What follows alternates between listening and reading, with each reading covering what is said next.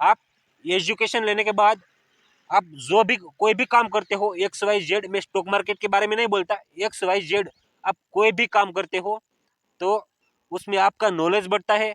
वो काम को आप सही तरीके से, अच्छी तरीके से कर सकते हो, तो आपको उसमें सक्सेस होने की संभावना बहुत ज्यादा बढ़ जाती है। आज मैं स्टॉक मार्केट में एनालिसिस में, फंडामेंटल एनालिसिस में इन्वेस्ट करते हो तो आपको एक नया टूल देखना चाहिए, उसका नाम है पीई रेशियो। पीई रेशियो काफी अच्छा टूल है, लेकिन कभी कभी क्या होता है, छोटे ट्रेडर्स को पता नहीं चलता, वो पी रेशियो को सब कुछ मान बैठते हैं और अकेले पी रेशियो को देखकर इन्वेस्ट कर देते हैं। तो पी रेशियो का डिसीजन कभी गलत हो जाता है, मार्केट का ट्रेंड गलत हो जाता है, ट्रेडर्स को लॉस हो जाता है। बाद में बोलते हैं वो तो सट्टा है, शेयर बाजार से दूर ही रहना चाहिए। लेकिन मैं पी रेशियो के बारे में विस्तृत बात करता हूँ आपके साथ। इससे पहले आपने अभी तक यूट्यूब चैनल को सब्सक्राइब नहीं की है तो यूट्यूब चैनल को सब्सक्राइब कर दीजिए, वीडियो को अंत तक देखते रहिए। चलो आगे चलते हैं। नमस्कार मित्रों, आज मैं स्टॉक मार्केट का अगला एपिसोड में पीई रेशियो की बात करता हूँ, क्योंकि मार्केट में पीई रेशियो के बारे में क्या क्या अफवाह चलते हैं, क्या क्या गलत बात चलते हैं, सही बात चलते हैं, कुछ पता ही नहीं चलता। कोई छोटा या बड़ा यूट्यूबर बन जाता है, इन्वेस्टर बन जाता है, फाइनेंशियल एडवाइजर बन जाता है, तो उसको क्या लगता है मैं ही सब कुछ हूँ। वो मोटिवेट करते हैं, अच्छी बात है, करना ही चाहिए, लेकिन वो कभी कभी उसके लिए वो बात सही होगी, लेकिन मार्केट में रियल आप देखो तो वो बात सही नहीं होती, कभी कभी गलत हो जाता है। क्योंकि बड़े बड़े ट्रेडर्स है वो भी गलती कर बैठते हैं, तो क्या है, बिगनर्स ट्रेडर्स है, जो छोटे छोटे ट्रेडर्स है, उसको गलत इंफॉर्मेशन स्टार्ट में मिल जाएगी तो क्या करेगा, कुछ नहीं कर पाएगा, और एक दिन वो लॉस में ही चला जाएगा। एक ऐसा टूल है, बहुत इंपॉर्टेंट टूल है, उसका नाम है पीई रेशियो।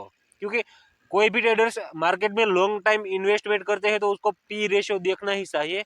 लेकिन बात यह है पीई रेशियो क्या है, सही तरीके से और गलत तरीके से। सही तरीके से आप देखो तो पीई रेशियो का मीनिंग क्या निकलता है, गलत तरीके से आप देखो तो भी पीई रेशियो का मीनिंग क्या निकलता है। उसमें क्या है, बिगनर्स ट्रेडर्स है वो जाते हैं, वो डिसीजन नहीं ले पाते हैं कि पी रेशियो का मैं किस तरह यूज करता हूँ। उसका एक सबसे बड़ा कारण क्या है आपको पता है, बड़े बड़े ट्रेडर्स बोल देते हैं, फाइनेंशियल एडवाइजर है कुछ, वो भी बोल देते हैं कि पी रेशियो ऊपर चले जाते हो तो आपको इंतजार करना चाहिए, सही टाइम का इंतजार करना चाहिए, सही टाइम आने पे आपको इन्वेस्ट करना चाहिए। और पीई रेशियो 10 के नीचे आ जाता है और 10 के आसपास आ जाता है तो आपको इन्वेस्ट कर देना चाहिए। वो आपको इस तरीके से समझाते हैं कि पीई रेशियो 10 से नीचे आ जाता है तो आपको इन्वेस्ट करना चाहिए, क्योंकि आपको प्रॉफिट मिलने की संभावना बहुत बढ़ जाएगी। बात सही है, मैं भी मानता हूँ कि पी रेशियो 10 से नीचे आता है या 10 के आसपास आ जाता है तो इन्वेस्ट करने के लिए अच्छा टाइम है, सही बात है। लेकिन दूसरी गलती ये है, आपको एक बात बताऊं, मैं आपको 5,000 कंपनी में से 200 300 या 500 कंपनी ऐसी अभी बता सकता हूँ, उसका पीई रेशियो 10 से नीचे है। कुछ कुछ कंपनी का पी रेशियो 3 4 5 10 है, ऐसी कंपनी है। तो क्या आप, मैं आपको बोल दूं तो अच्छा रहेगा कि वो कंपनी में आप इन्वेस्ट कर दो, क्योंकि पी रेशियो नीचे है, पी रेशियो कम हो गया है तो आने वाले टाइम में अच्छा रिटर्न दे सकती है कंपनी। नहीं, पी रेशियो के भरोसे कभी मत रहना। पी रेशियो आपको फंडामेंटल एनालिसिस करने के लिए अच्छा टूल कहा जाता है। वो टूल आपको कभी भी स्टॉक मार्केट में फंसा सकता है, वो बात याद रखना। क्योंकि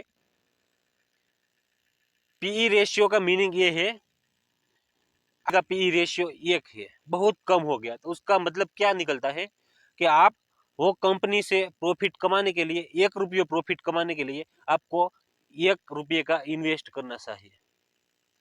पी रेशियो 2 हो गया कोई कंपनी का, तो उसका मतलब क्या है कि आपको मार्केट से 2 रुपया कमाने के लिए 2 रुपये का इन्वेस्ट करना चाहिए। पी रेशियो 10 हो गया तो उसका मतलब क्या है, 10 रुपया कमाने के लिए आपको 10 रुपये का, सॉरी, पी रेशियो कोई कंपनी का 10 हो गया तो उसका मतलब क्या है कि आपको मार्केट से 1 रुपये कमाने के लिए 10 रुपये का इन्वेस्ट करना चाहिए। कोई कंपनी का पी रेशियो 15 हो गया तो उसका मतलब क्या है कि मार्केट से 1 रुपये कमाने के लिए आपको 15 रुपये का इन्वेस्ट करना चाहिए। इसलिए बड़े बड़े ट्रेडर्स आपको बोलते हैं पी रेशियो जितना कम इतना स्टॉक में इन्वेस्ट करने का अच्छा टाइम है। बात सही है, लेकिन अकेले पी रेशियो के भरोसे मत बैठना, दूसरे टूल का भी एनालिसिस करना पड़ेगा, फंडामेंटल एनालिसिस करना पड़ेगा, कंपनी की बैलेंस शीट चेक करनी पड़ेगी। आने वाले टाइम में कंपनी जिस प्रोडक्ट बनाती है वो प्रोडक्ट की डिमांड क्या है वो भी देखना पड़ेगा, क्योंकि आप मान लीजिए अभी इलेक्ट्रिक व्हीकल्स है, उसका टाइम आने वाला है, क्योंकि गवर्नमेंट भी सपोर्ट करती है, कंपनी भी अच्छी तरीके से ग्रोथ करती है, और आने वाले टाइम में सबको पता ही है इलेक्ट्रिक व्हीकल्स है उसकी डिमांड बहुत बढ़ने वाली है, वो भी देखना चाहिए। क्योंकि इलेक्ट्रिक व्हीकल्स वाले सेक्टर है उसमें आप पीई रेशियो देखकर इन्वेस्ट करते हो तो बहुत बड़ी गलती होगी। उसकी डिमांड क्या है, कोई भी XYZ कोई भी कंपनी है जिस प्रोडक्ट बनाती है वो प्रोडक्ट की आने वाले टाइम में डिमांड क्या है वो तो देखना पड़ेगा ने, बहुत एनालिसिस करना पड़ेगा। दूसरी बात ये है, पी रेशियो वाले लोग क्या बोलते हैं, बड़े बड़े ट्रेडर्स क्या बोलते हैं कि पी रेशियो 10 के आसपास आ जाता है तो बहुत अच्छा टाइम है उसमें इन्वेस्ट करने का। तो लेकिन मैं आपको यही कहता हूँ, आप पी रेशियो देखकर इन्वेस्ट करते हो तो आपको दूसरा टूल भी देखना चाहिए, कंपनी का मूड क्या है, कंपनी जिस प्रोडक्ट बनाती है उसकी डिमांड क्या है, वो उसकी ग्लोबल डिमांड क्या है, वो सब देखना पड़ेगा।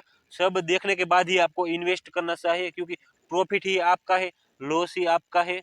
बस मैं यही कहता हूँ, आपने अभी तक यूट्यूब चैनल को बस मैं यही कहता हूँ, आपने अभी तक यूट्यूब चैनल को सब्सक्राइब नहीं किया है तो पहले यूट्यूब चैनल को सब्सक्राइब कर दीजिए। जय हिंद, फिर मिलते हैं कल अगले वीडियो में।